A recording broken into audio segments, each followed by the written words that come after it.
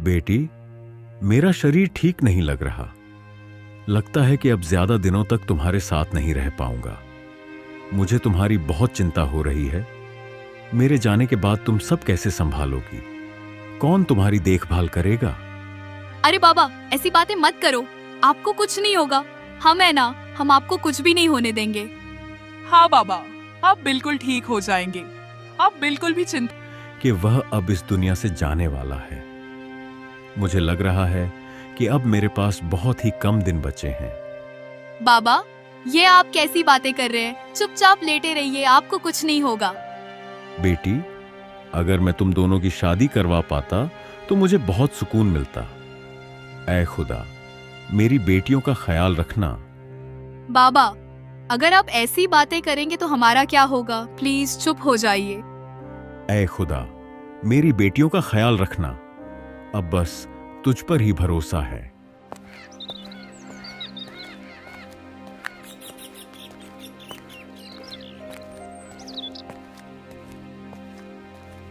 अरे बूढ़ी माँ, कहाँ जा रही हो? जरा रुको रुको। जल्दी बोलो बेटा, बहुत काम है घर पर। अरे मुझे तुमसे कुछ बात करनी है, रुको तो। इतनी जल्दी किस बात की है? बूढ़ी माँ, इतनी उम्र में भी काम करना अच्छा लगता है क्या? क्या करूं बेटा, घर में मैं और मेरा बेटा ही है।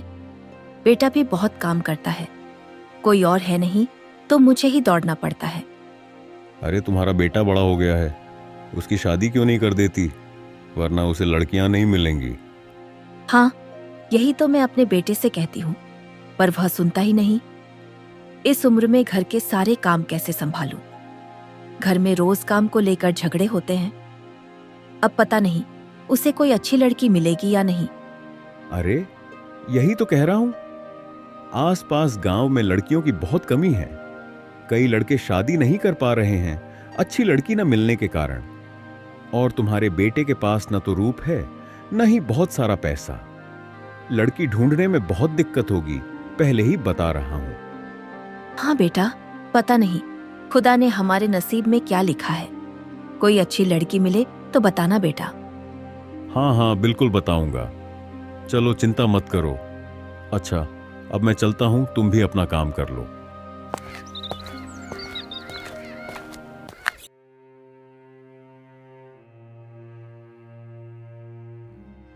हमें जल्दी से दवाई लेकर जाना होगा। बाबा अकेले हैं घर पर और रात भी बहुत हो गई है।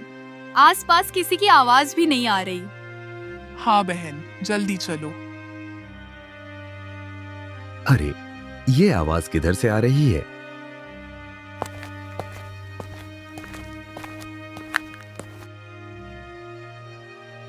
अरे, तुम दोनों इतनी रात में दुकान पर क्या लेने आई हो? हम अपने बाबा की दवाई लेने आए हैं। वह बहुत बीमार है। पहले तो घर का कोई भी काम होता था तो वह खुद कर लेते थे, लेकिन अब बहुत बीमार है, इसीलिए हमें खुद ही आना पड़ा। और रात बहुत हो चुकी है। हमें डर लग रहा है कि हम घर कैसे वापस जाए, क्योंकि हम दोनों बहनें देख नहीं सकती है। ओह, ऐसा क्या तुम दोनों देख नहीं सकती हो? अच्छा, ठीक है, तुम दोनों चिंता मत करो। मैं तुम दोनों को तुम्हारे घर तक पहुंचा देता हूं।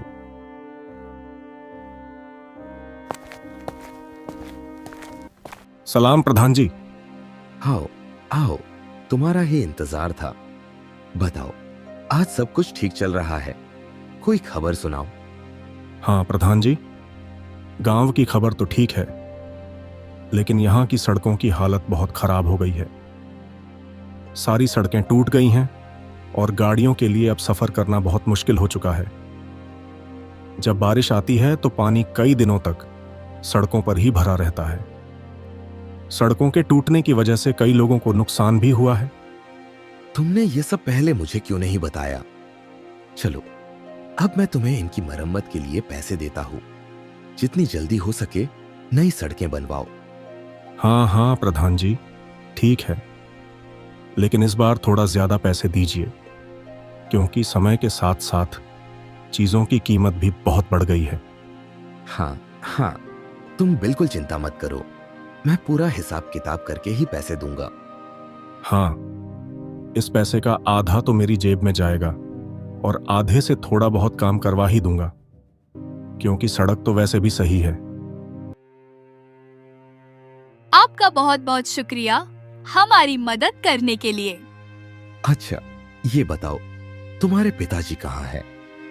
जब आया हूँ तो उनसे मिलकर ही जाता हूँ। अरे कौन आया है बेटी?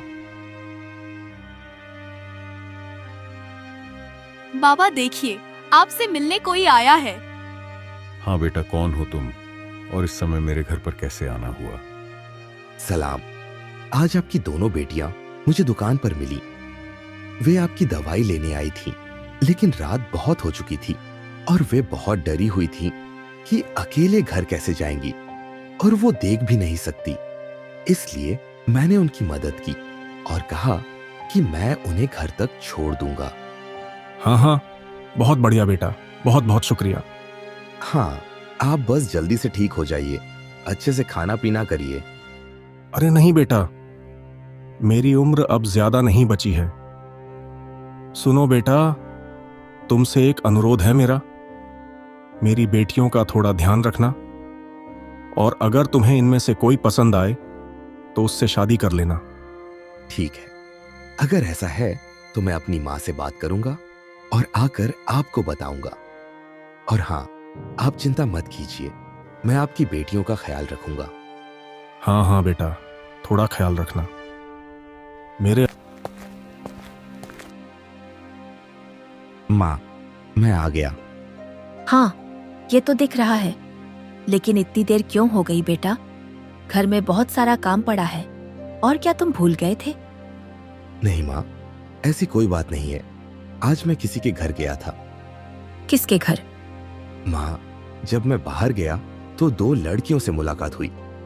वे अपने बीमार पिता के लिए दवाई लेने आई थी, लेकिन रात का अंधेरा हो चुका था और वो दोनों देख भी नहीं सकती थी और वे डर रही थी। इसलिए मैंने उनकी मदद की और उन्हें उनके घर छोड़ने गया। वहां उनके पिता ने मुझसे कहा कि मैं उनकी बेटियों का थोड़ा ध्यान रखूं और अगर कोई पसंद आए तो शादी कर लूं। नहीं नहीं, तुम ऐसी लड़कियों से शादी नहीं कर सकते। वे अंधी हैं और वैसे भी ऐसी लड़की से शादी करने से तुम्हें कोई फायदा नहीं होगा। न तो वे कोई दहेज लाएंगी और न ही पैसा।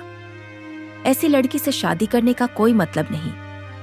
वे घर का काम भी नहीं कर पाएंगी, बस मेरे लिए परेशानी बढ़ेगी। माँ, एक बात बताओ, वे भी हमारी तरह इंसान ही है ना? मुझे उन दोनों बहनों में से एक पसंद है और अगर शादी करनी हुई तो मैं उसी से करूंगा। जो करना है कर लो, लेकिन फिर मुझसे कुछ कहने मत आना। आगे चलकर अगर कोई परेशानी हुई तो मुझसे मत कहना, क्योंकि मैं पहले ही समझा रही हूँ। श्याम, मुझे तुमसे एक जरूरी बात करनी है। मैं तुम्हें सड़क सुधारने के लिए पैसे दूंगा, लेकिन पहले मैं खुद जाकर देखना चाहता हूँ कि कितना नुकसान हुआ है और कितनी मरम्मत की जरूरत है। प्रधान जी, आपको खुद जाने की क्या जरूरत है? आप बेवजह थक जाएंगे, धूल मिट्टी से गंदे हो जाएंगे। मैं देख लूंगा, आप आराम करें। नहीं नहीं, ये नहीं हो सकता। मैं इस गांव का प्रधान हूं। अगर मैं ही नहीं जाऊंगा और लोगों की समस्याएं नहीं सुनूंगा तो फिर कौन सुनेगा? ठीक है प्रधान जी, अगर आपको सड़कों की हालत जाननी है तो मैं एक महिला को आपके सामने लाऊंगा। वह आपको गांव की सड़कों की सच्चाई बताएगी। अच्छा, ठीक है, लेकिन ध्यान रहे, मुझे सच्चाई ही चाहिए। अरे, तुम दोनों कहाँ हो? देखो, मैं तुम्हारे लिए क्या लाया हूँ। भोला को घर में कोई नहीं दिखता। कृपया इनके खाने का इंतजाम कर दो। क्या तेरा दिमाग खराब हो गया है? तू 2 अंधी लड़कियों को घर ले आया, हमारे खुद के खाने का ठिकाना नहीं, और ऊपर से इन्हें भी लाना जरूरी था। ऐसा मत कहो, वे मुश्किल में थी, इसलिए मैं इन्हें यहाँ लाया हूँ। इंसान होने के नाते दूसरों की मदद करना हमारा फर्ज है। यार अब मेरा बेटा तो मेरी जिंदगी ही बर्बाद कर देगा। लड़कियां तो सुंदर हैं, लेकिन ठीक नहीं है। इन्हें घर की बहू बनाना नामुमकिन है। मैं कभी राजी नहीं होंगी। माँ, इनके पिता की अभी अभी मौत हुई है, इसलिए मैंने इन्हें यहाँ लाया है। ज्यादा मत सोचो, बस कुछ खाने को बना दो। क्या इनके पिता की मौत हो गई? अच्छा रुको, मैं खाना लाती हूँ।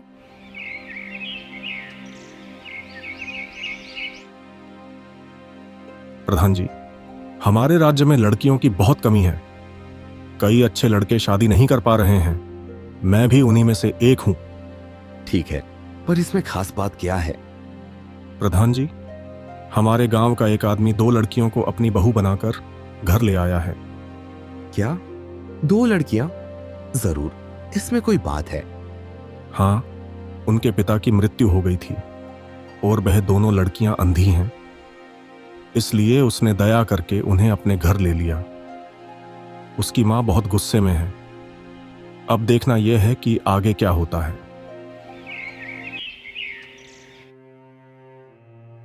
इतने दिनों से मैं और मेरा बेटा ही घर का सारा काम कर रहे थे।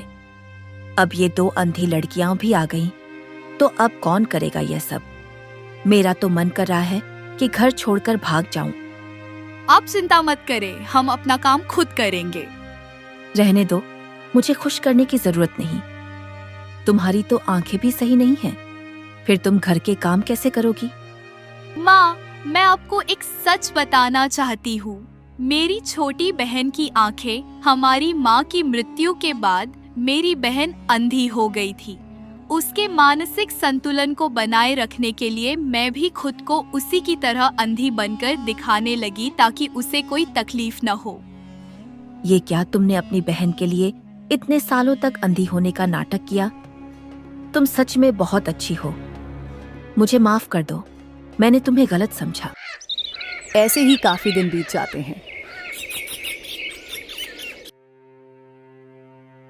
बेटी, आखिर तुम्हारी माँ को हुआ क्या था जो तुम्हारी माँ इस दुनिया को छोड़कर चली गई?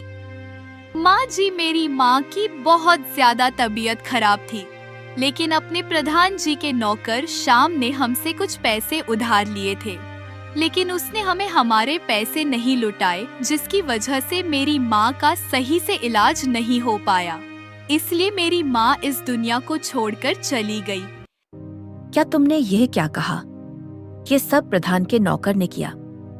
वह नौकर इतना बड़ा बेईमान है? ये मैंने क्या कर दिया? मैंने उसका गलत काम में साथ दे दिया। उसने मुझे बहुत मजबूरी सुनाई कि मैं प्रधान जी के सामने झूठ बोलूं। अब मैं उस नौकर श्याम को छोड़ूंगी नहीं। मैं उसकी शिकायत प्रधान जी से करूंगी।